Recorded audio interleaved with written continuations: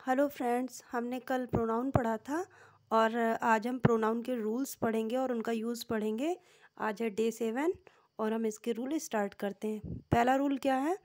Collective noun एक unit के रूप में होंगे तो सदैव जो प्रोनाउन होगा वो सिंगुलर नंबर में ही यूज़ होगा। कलेक्टिव नाउन हो और वो एक यूनिट के रूप में काम करे, वहाँ पर हम क्या करेंगे, जो प्रोनाउन होगा वो हमारा सिंगुलर नंबर के अकॉर्डिंग होगा। जैसे the army killed it's commander, यहाँ आर्मी को हमने ये क्या है, कलेक्टिव नाउन है और इसने एक साथ काम किया है, एक यूनिट के रूप में काम किया है यहाँ पे हमने। इसलिए यहाँ पे जो प्रोनाउन है वो क्या है, सिंगुलर नंबर के हिसाब से लगाया गया है। फिर एक कलेक्टिव नाउन एक यूनिट के रूप में नहीं, अलग अलग जब काम करते हैं तो क्या हो जाता है, वहाँ पे प्रोनाउन जो होता है हमारा वो प्लूरल होता है, प्लूरल के अकॉर्डिंग यूज़ होता है। जैसे the jury were divided in their opinions, यहाँ पे ज्यूरी है तो कलेक्टिव नाउन बट उनके अपने अपने ओपिनियन होंगे, तो इसलिए वो डिवाइडेड फॉर्म में ही बात कर रही है, तो इसलिए यहाँ पे जो देयर है वो क्या है, प्लूरल लगाया गया है, प्लूरल प्रोनाउन यूज़ किया गया है। क्यों? क्योंकि यहाँ पे जो ज्यूरी है कलेक्टिव तो है बट वो उनका ओपिनियन अलग अलग होगा, इस वजह से जहाँ भी डिवाइडेड या सेपरेटेड या इंडिविजुअली ऐसा कुछ बात हो तो वहाँ पे जो हमारा प्रोनाउन होगा वो कैसा होगा, प्लूरल होगा। थर्ड रूल क्या होता है, दो या दो से अधिक नाउन सिंगुलर एंड से जोड़े गए हों तो उनके लिए प्रोनाउन प्लूरल होगा। अगर दो नाउन हैं और एंड से जुड़े हुए हैं तो वहाँ पर भी जो प्रोनाउन होगा वो प्लूरल होगा। जैसे Mohan and Sohan have come, Mohan और सोहन क्या है, दो नाउन है और किससे जुड़े हैं, एंड। यहाँ पे हमने उसके लिए दे विल हेल्प यू, यहाँ पे दे क्या हो गया, प्लूरल, क्योंकि हमने किसके लिए डिनोट किया, मोहन और सोहन के लिए। मोहन एंड सोहन को इसने रिप्लेस किया है और इन दोनों के लिए क्योंकि यहाँ पे एंड लगा हुआ है तो सिंगुलर है और दो हैं और एंड से जुड़े हुए, तो इसलिए हमने यहाँ पे प्लूरल प्रोनाउन का यूज़ किया है। फोर्थ रूल क्या है, जब पता ना चले कि अभिप्राय क्या है कि पुरुष है या वो स्त्री है, तो वहाँ पे हम मैस्कुलिन जेंडर का प्रोनाउन यूज़ करते हैं। मीन्स जैसे चाइल्ड है तो हमें नहीं पता है कि वो नाउन है या वो मेल है या फीमेल है, तो हम वहाँ पे क्या है, मैस्कुलिन जेंडर का यूज़ करेंगे। या ऐसा सेंटेंस दिया जिसमें डिफाइन नहीं है कि वो मेल है या फीमेल है, तो वहाँ पर भी हम मैस्कुलिन जेंडर का यूज़ करते हैं। जैसे any one can pass if he works hard, यहाँ पे एनी वन, तो एनी वन से हमें तो नहीं पता चल रहा है कि ये मेल है या फीमेल है, तो इसके लिए हमने क्या प्रोनाउन यूज़ किया है, ही। ठीक है, ये मैस्कुलिन जेंडर के अकॉर्डिंग यूज़ किया गया है। फिर फिफ्थ पॉइंट है इट का यूज़। अब हम ये देखेंगे इट का यूज़ कैसे कैसे किया जाता है। इट के यूज़ के लिए जो फर्स्ट है, निर्जीव वस्तुओं के लिए इट का यूज़ कहाँ करेंगे, जहाँ नॉन लिविंग थिंग्स की बात होगी।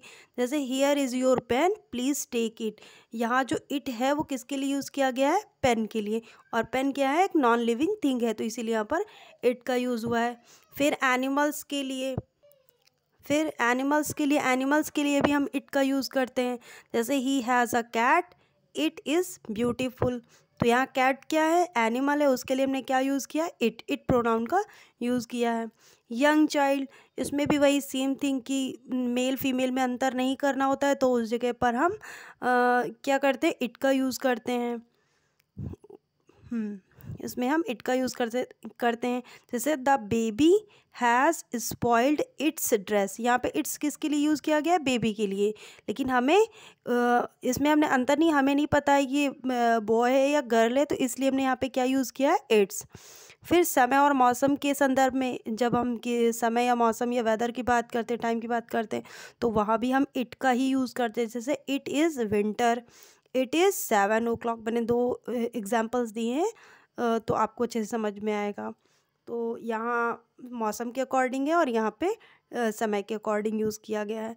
एक्सक्लेमेटरी वाक्य में भी हम इट का यूज़ करते हैं, जैसे कि what a beautiful bird it is. अब यहाँ पे इट किसके लिए यूज़ किया गया है, बर्ड के लिए, लेकिन ये एक्सक्लेमेटरी मीन्स हृदय के भाव को उत्पन्न किया है, इसलिए यहाँ पे इट का प्रयोग किया गया है और एक्सक्लेमेटरी साइन भी यूज़ किया। इसकी तो सबसे इजी पहचान यही है कि ये जो साइन होता है ये एक्सक्लेमेटरी को डिनोटेड है, तो आपको ये देखते ही समझ में आ जाएगा कि ये किसके बारे में बात हो रही है। भिन्न भिन्न पर्सन एक ही सेंटेंस में हो तो उनको लिखने का क्रम कैसा होता है। अगर बात गुड मैनर्स में हो तो वहाँ पर 2-3-1, 2-3-1 मीन्स समझिए कि ये पर्सन की बात हो रही, second person, after that third person, फिर उसके बाद फर्स्ट पर्सन आएगा। जब भी कोई अच्छी बात होगी तो उसमें जो भी खुद की बात होगी हम खुद को बहुत पीछे रखेंगे, और जो सेकंड पर्सन होगा और थर्ड पर्सन होगा उसको हम आगे रखेंगे। जैसे हमने अभी पढ़ा है कि फर्स्ट पर्सन क्या होते हैं, सेकंड पर्सन क्या होते हैं और थर्ड पर्सन क्या होते हैं। तो यहाँ पे सेकंड पर्सन क्या है हमारा, यू, थर्ड पर्सन क्या है, ही। You, he and I are partners. You and I can do this work. He and I are good friends. यहाँ I क्या है, फर्स्ट पर्सन है, तो हमने क्या किया, अपने आप को पीछे रख। जैसे कह सकते हैं कि कोई अच्छा काम होगा तो वहाँ हम खुद को पीछे रखेंगे और बाकी लोगों को आगे रखेंगे। तो मीन्स सेकंड पर्सन को पहले रखेंगे, थर्ड पर्सन को उसके बाद, और फर्स्ट पर्सन मीन्स खुद को सबसे पीछे रखेंगे। प्लूरल में यह कम 1 to 3 होता है। अब आप इसको लेकर कंफ्यूज, ये पर्सन्स की बात हो रही है कि second person, third person, first person, and यहाँ पे first person, second person, third person. इसका एग्जाम्पल है जैसे we, you and they can purchase the mall.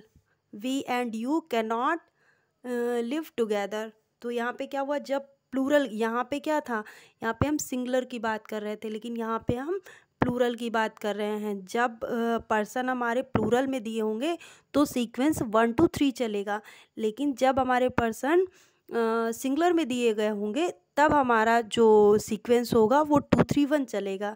I hope आपको ये समझ में आएगा और इसको आप अच्छे से याद भी कर सकते हैं, क्योंकि ये मोस्टली पूछा ही जाता है एग्ज़ाम में।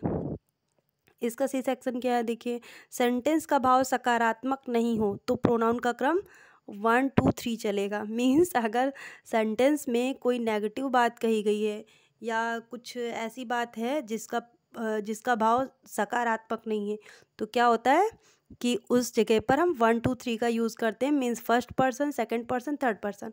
मीन्स जैसे इसका एग्जांपल से समझिए, I and you are responsible for this loss.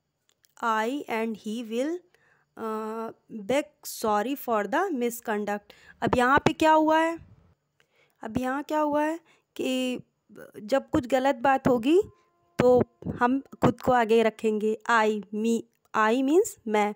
तो इससे आप समझ सकते हैं जब कुछ अच्छी बात होगी तो हम और लोगों को आगे करके खुद को पीछे करेंगे, लेकिन जहाँ कुछ गलत बात होगी वहाँ हम खुद को पहले करेंगे और बाकी लोगों को पीछे कर देंगे। ठीक है, ये भी एक तरीका है अगर आप समझें इस चीज़ को।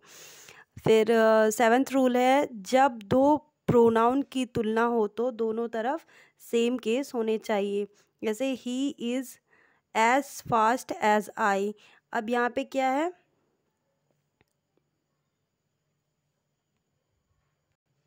मीन्स हमारा ही क्या है, ही भी सब्जेक्टिव केस है, नॉमिनेटिव केस, और यहाँ पर आई भी हमारा क्या है, सब्जेक्टिव केस, नॉमिनेटिव केस है।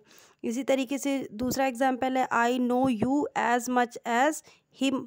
तो यहाँ पे क्या है, ये ऑब्जेक्टिव केस है, ये भी ऑब्जेक्टिव केस है और ये भी ऑब्जेक्टिव केस है। तो हमें ये समझना है कि जब भी हम दो प्रोनाउन की तुलना करेंगे तो दोनों क्या होंगे, सेम ही केस के होने चाहिए। अगर सब्जेक्टिव इधर भी है तो सब्जेक्टिव बाद में भी होना चाहिए, ऑब्जेक्टिव इधर है तो ऑब्जेक्टिव बाद में भी होना चाहिए।